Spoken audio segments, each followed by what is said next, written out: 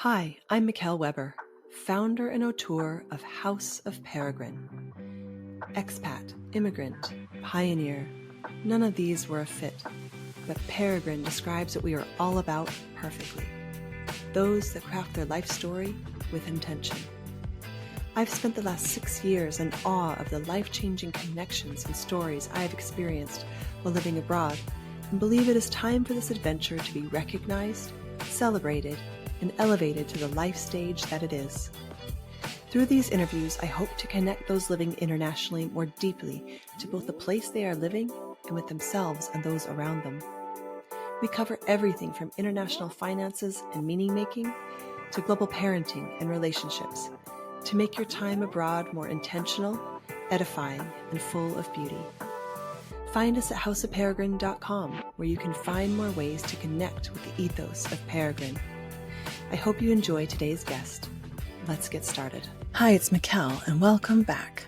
I'm bringing you today a moment from my conversation with my dear friend, Kris Herwig. You might remember her from episode 23, where we talked about the power of goodbye and how meaningful it was to create a personal ceremony together when she left Amsterdam. In this clip, we pick up with Kris as she reflects on what it really means to make the decision to move, this time with more complexity, more intention, and 2 growing kids in the mix. What began as a passive opportunity evolved into a deep and emotional process of weighing values, navigating uncertainty, and defining home as something her whole family could carry together.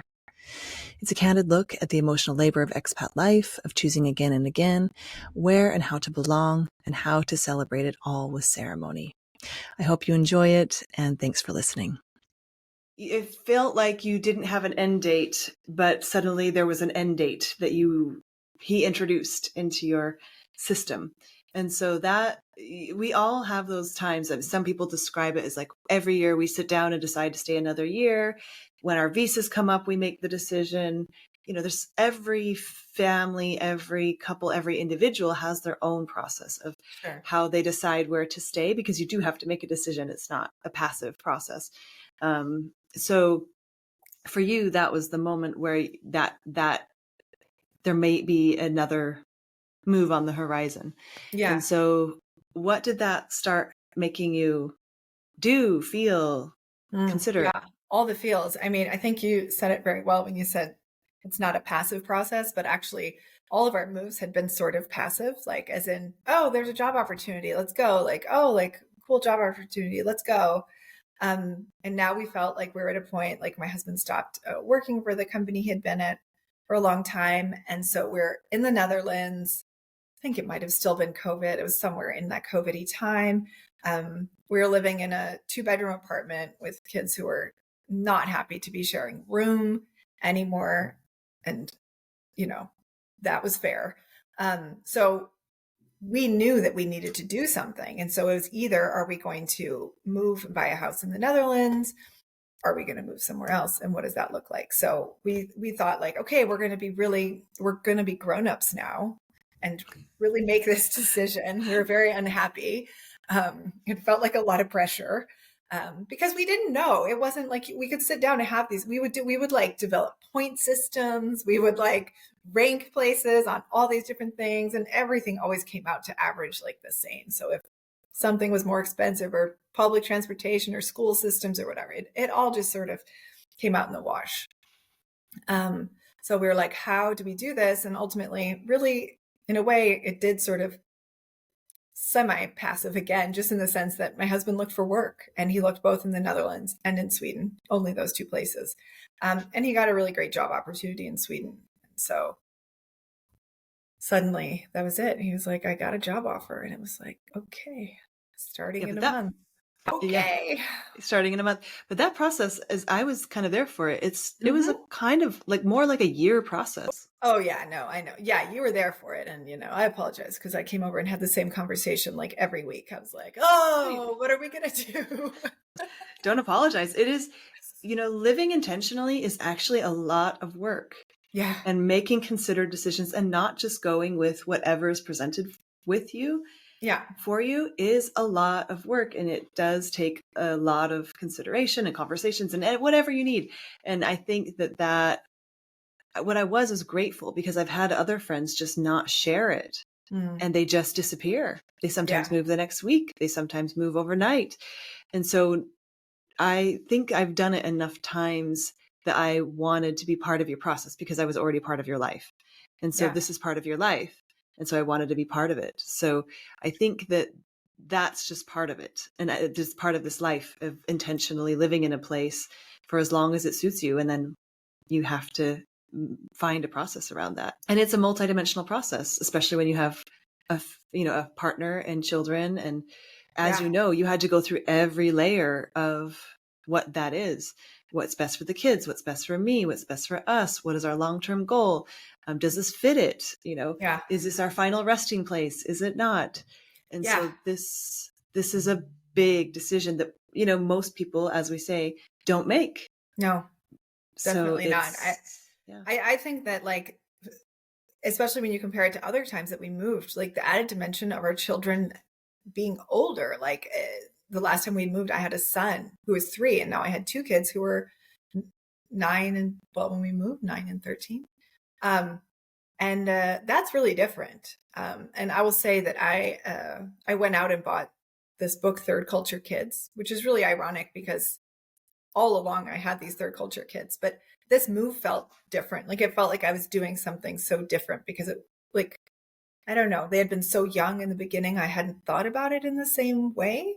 So I was actually still learning a lot. And I made the mistake of I just looked in the index under moving, and under moving, it had different like sub categories. And the first one was like adolescence. So I'm like, all right. So I go to moving adolescence, and it was like, oh, like from the age of 13, like moving can cause like all of these like negative effects and blah, blah, blah, and increased risk of all these things. And I was like, oh dear God. What, like, what?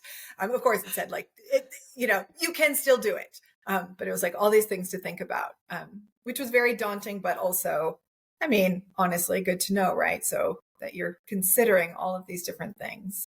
And so, yeah, I think considering the kids was really hard. I had a moment where I told Martin we couldn't move because I was too stressed about the kids.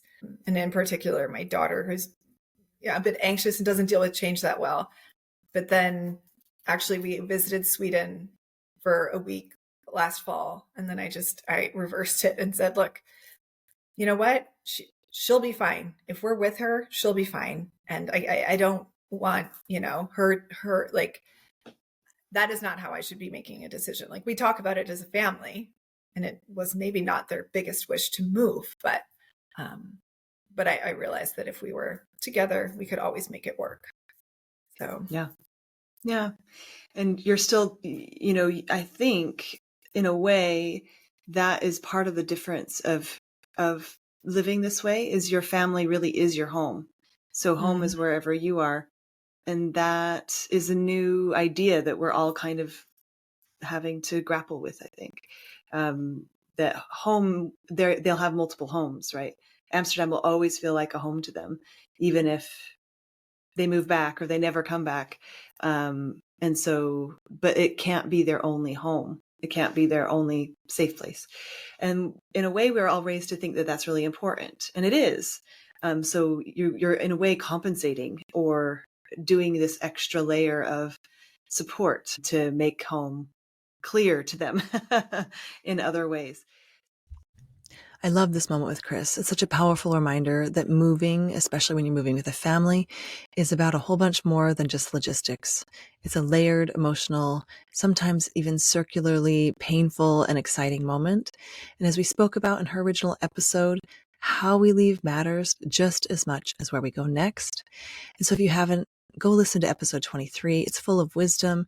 I invite you to go back and listen. Her episode is all about friendship, ritual, and the power of honoring endings in a world and a process that's often too quick to rush on to the next thing. I know I have been guilty of this myself because sometimes it's easier just to move on to the next exciting thing than to feel and realize the pain and the complexity of what leaving a place brings. So thank you to Kris for letting me be part of her Amsterdam life and letting me into her process of leaving, and also letting me create a ceremony for her that was very meaningful for me as well, because it was in fact an end of a chapter for me, as well as everyone who came. If you are facing a new beginning or an ending, I would love to create a ceremony for you. That's something we offer at House of Peregrine. You can head over to houseofperegrine.com, and in the shop, you can sign up to have me create a personalized ritual for you that will make leaving, coming, or any other maybe life transition you have a little more special, and actually take a moment to acknowledge what's going on. I love doing this, and so I would love to do it for you. Thank you so much for listening to this episode, and I'll see you next time. Okay, that's it for today. I hope you've enjoyed our show. For the latest insights on living internationally, join us at houseofperegrine.com to find out how you can connect with our community. Let's craft our life story with intention together.